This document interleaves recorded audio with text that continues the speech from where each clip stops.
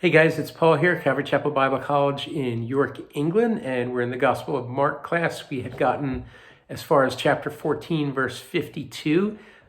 Jesus has labored in prayer in the Garden of Gethsemane on the Mount of Olives, and the mob, basically led by Judas, has come. He's betrayed Jesus into their hands, so that you have, it looks like Roman soldiers, temple officers, like the temple police force, and Jesus is arrested. And that brings us to this trials section. And Jesus was first tried by the religious rulers and then by the civil authorities, or the Romans. So between the four Gospels, we can determine that there's basically two trials, each included 3 hearings. So Jesus' trial before the Jewish religious authorities included, first of all, there was a preliminary hearing before Annas. We learned that from John's Gospel, chapter 18 and 19. And then there's this other hearing before Caiaphas, the high priest, and then the Sanhedrin at night. And that's from Matthew's Gospel, chapter 26, and then also this chapter that we're in, Mark's Gospel, chapter 14. And then there's a final verdict that comes from the Sanhedrin just after dawn, and we'll look at that when we get to chapter 15. So we have the 3 religious hearings, and then there are 3 the hearings pertaining to the civic trial. First, he's before Pilate, and then Pilate sends him to Herod, and then Herod sends him back to Pilate, and that's where he's ultimately condemned to death. So first of all, we have the Sanhedrin as recorded in the Gospel of Mark. So let's look at verse 53 and following. It says, "And they led Jesus away to the high priest, and with him were assembled all the chief priests, the elders, and the scribes.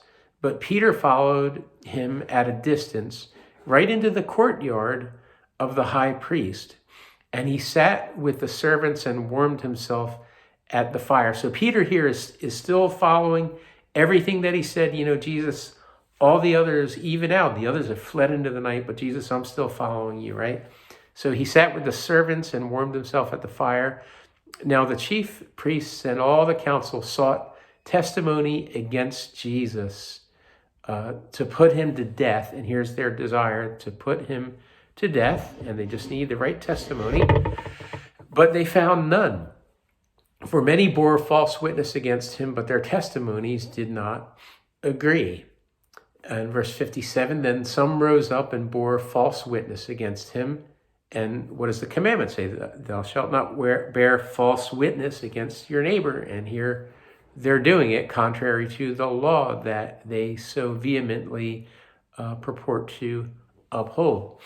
So some rose up and bore false witness against him, saying, "We have heard him say, I will destroy this temple made with hands, and within 3 days I will build another made without hands." But even then their testimony did not agree. And we know Jesus said that, he's there in one of the confrontations with the religious rulers, and he says, destroy, they're all looking at the temple, and he says, "Destroy this temple and I will rebuild it in 3 days." But he was talking about the temple of his body. They say, "What do you mean, Jesus? This has taken 46 years to build, and it's still not complete as of then," when they were saying.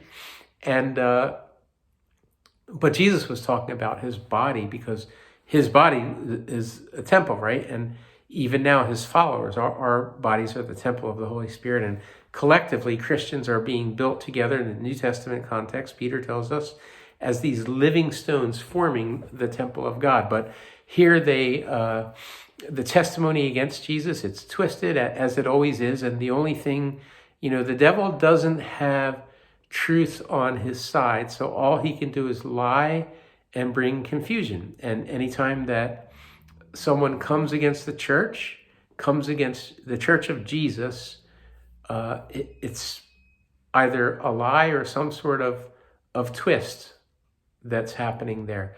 And that's what they do here. It says, even then their testimony did not agree. In verse 60, the high priest stood up in the midst and asked Jesus, saying, "Do you answer nothing?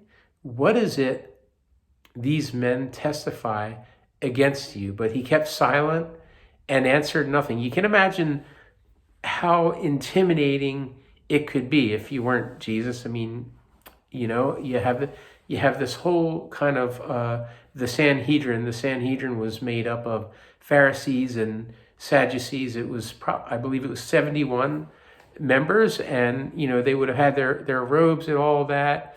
And here it's probably about 3 o'clock in the morning, and having been up all night and having sweat these great drops of blood in the garden and all that. And now he has, you know, a number of false witnesses rising up against him, and they're saying things that aren't true. And, you know, we as mere humans, we always want to defend ourselves and like, that's not true. That's not true. Wait a second. You're twisting this all around. But here it says that Jesus answered nothing, and he kept silent and answered nothing. It's amazing. And he's under no obligation to add to the things that he's clearly taught previously in public. He's already said, John's gospel, you know, I am the bread of life. And all his I am statements, he's clearly declared his divinity. And here in the midst of this confusion and all that, this kind of circus that the devil is spinning up, he's under no obligation, and he's not going to give an answer to questions that are being posed dishonestly. And here you have the high priest standing up in the midst and saying, you know, do you answer nothing? And an interesting thing to point out here, the high priest, here you have essentially an imposter, because Hebrews tells us that Jesus is the more excellent high priest.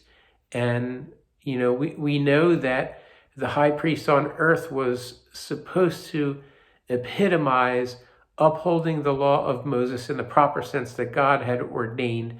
But the high priest here is utterly failing because he fails to recognize or at least glorify Jesus as the Son of God and the Messiah. So really, he's an imposter high priest, really being manipulated by Satan. And then here you have Jesus, the true high priest. And so he said, do you answer nothing? And what are all these charges? What are you going to say about all these things these people are testifying against you? But he kept silent, you know, like a lamb led to the slaughter. He answered not a word. He didn't open his mouth. So again, the high priest asked him, saying to him, are you the Christ, the Son of the Blessed? And here Jesus answers. He says, I am, and you will see the Son of Man sitting at the right hand of the power and coming with the clouds of heaven. Imagine that. In other words, Jesus is saying to the high priest, you know, you think that you're getting rid of me, but your problems are only just beginning. And anyone who rejects the Lord and tries to persecute the church and all that, they're not getting rid of their problem. Their problems are only just beginning. And that's the case with the high priest here. And verse 63, it says, the high priest tore his clothes and said, what further need do we have of witnesses? You've heard the blasphemy. What do you think? And they all condemned him to be deserving of death. Then some began to spit on him and to blindfold him and to beat him and to say to him, prophesy. And the officers struck him with the palms of their hands. And you can imagine, you know, just think of the hostility here that Jesus is enduring. They're all, you know, first of all, the tearing of the clothes was a sign of just utter repulsion and that sort of thing. And it's like this, it's like a Hollywood act here. They're, you know, just the tearing of their clothes, like they're so offended by what Jesus is saying. You've heard the blasphemy. What do you think? And they all condemned him. They all said, you know what? Kill him, put him to death. He's worthy of death. That's a heavy thing to say that someone's life is no longer worth living, and especially with these really false charges that are being brought against Jesus. And so they condemn him to be deserving of death, although they can't execute. The Romans are going to do that. And it says they began to spit on him, the Son of God, to spit on him, beautiful Jesus, and to blindfold him and to beat him. You know, you blindfold someone, they have no idea where the blows are coming from and they can't really defend themselves. And sarcastically, it says they say to him, prophesy.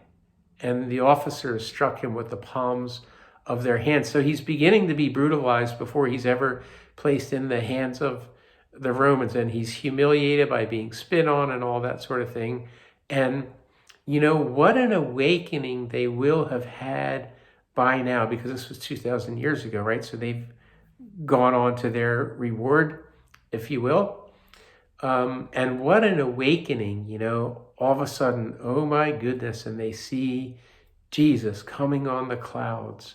And, you know, you think about the awakening that the enemies of God will have one day. You know, God said that vengeance is mine.